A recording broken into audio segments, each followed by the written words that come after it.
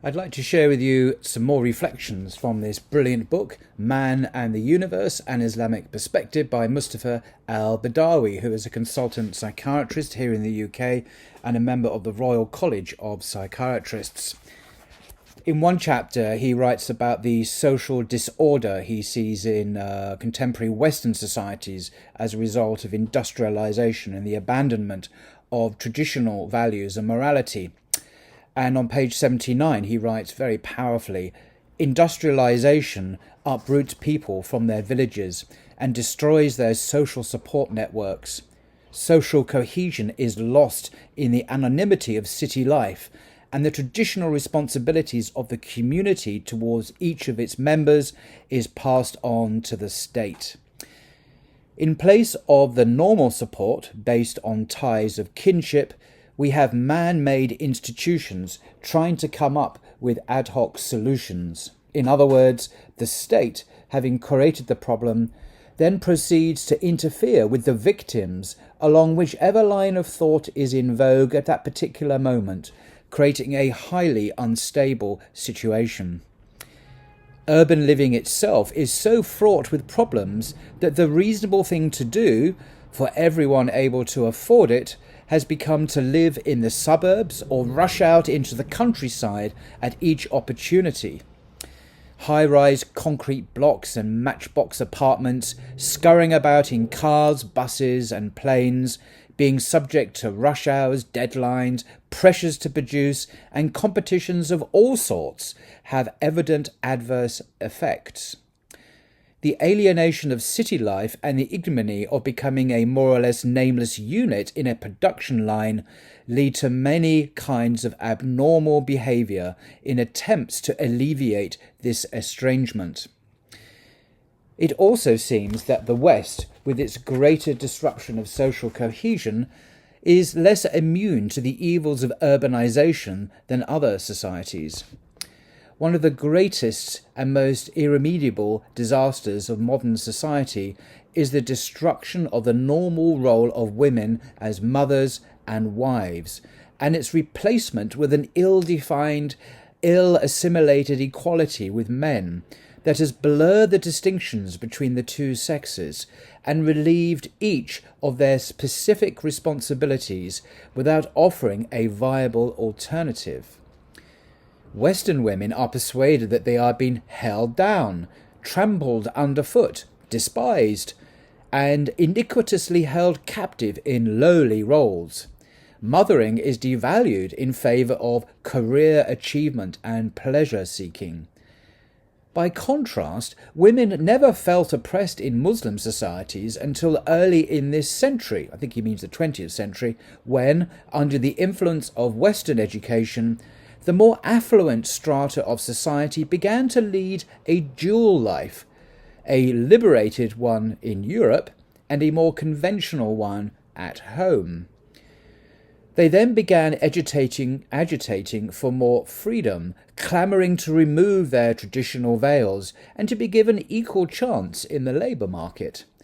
The wheel has now turned full circle, and young girls all over the Islamic world are reverting to dress modestly, and this time with full freedom, and often in opposition to the wishes of their westernized parents. It should be said that in reality women were much less highly regarded in the West than in Muslim societies, which might explain the violence of their reaction to traditional Muslim women, and also the lack of enthusiasm which most Muslim women exhibit in following the Western model, contrary to the popular Muslim practice of blind imitation of the West. We shall discuss the status accorded to women in Islam in a subsequent section. An example of the way in which socially cohesive forces are destroyed in the name of individual freedom is that of the changing meaning and function of jealousy. The Islamic concept of jealousy, based on the Prophet's teaching, is that jealousy is socially desirable to the extent that it provides the motivating force for people of both sexes to protect their families, And in this, as in all things, the middle way is to be sought. Too little of it in a man denotes lack of virility, and too much leads to blameworthy tyranny. What happened to jealousy in the West? Jealousy, writes a Western psychiatrist, quote, despite its attendant darker side, was accorded a role in preserving social esteem in societies ruled principally by the concepts of honour, unquote. It is now recognised that honour is no longer a social force, and the loss of the concept of honour has led to a redefinition of the concept of jealousy. Another quote. The changing construction of jealousy in Western societies has transformed a socially sanctioned response to infidelity into a form of personal pathology, which is the mere outward expression of immaturity, possessiveness, and insecurity, unquote. Let us note that the kind of jealousy equated here with immaturity, possessiveness, and insecurity is not the pathological kind, but the kind that is still considered quite appropriate in less disordered societies.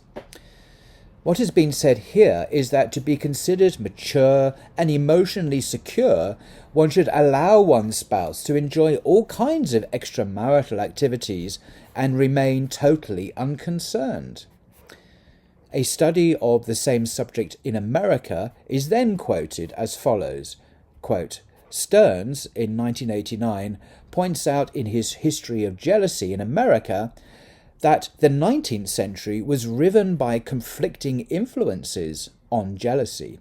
On the one hand, urbanization broke down the traditional small communities with their mutual enforcement of fidelity by public scrutiny. America gradually abandoned the institutional enforcement of sexual fidelity through its laws against adultery. At the same time, the opportunities for romantic and sexual encounters increased and prostitution flourished. Equally, the rise of commercial codes of behaviour made concerns for honour seem anachronistic, unquote. The author then goes on to say, quote, current Western society reflects the influence of the market freedom, of democratization, and of the notion of freedom expressed through individual rights. Modernism leaves no place either for jealousy's claim for exclusivity, which offends against the individual's rights and liberal notions of freedom, or for the jealous person who is an emotional bankrupt in the marketplace of love. Equally, the acceptance of ideas about individual rights as the final arbiter of the good in our society marginalizes any claims made on behalf of moral or ethical imperatives which infringe such notions. End quote. It cannot be put more plainly than that. Honour has been replaced by the marketplace mentality, and ethical and moral considerations should not stand in the way of any individual wishing to give free rein to his bestial appetites. The collective good is no longer marketable as his motive force for discipline and self-restraint. A disordered society without any higher principles other than the explicit aim to satisfy as many of its members' physical appetites as possible cannot control deviant tendencies. It has no option but to legitimize them. Identity crises are the product of the modern world. In a traditional environment where everyone knows his rights and his duties, where roles were well defined, and where the notion of an afterlife still exercises some influence, such crises need never arise. And there we have it. More very powerful words, powerful analysis from Mustafa Al-Badawi. It's a great book. I do recommend it. I think it's been through a couple of editions, but it's well reviewed by other scholars, psychiatrists on the back as well. Until next time.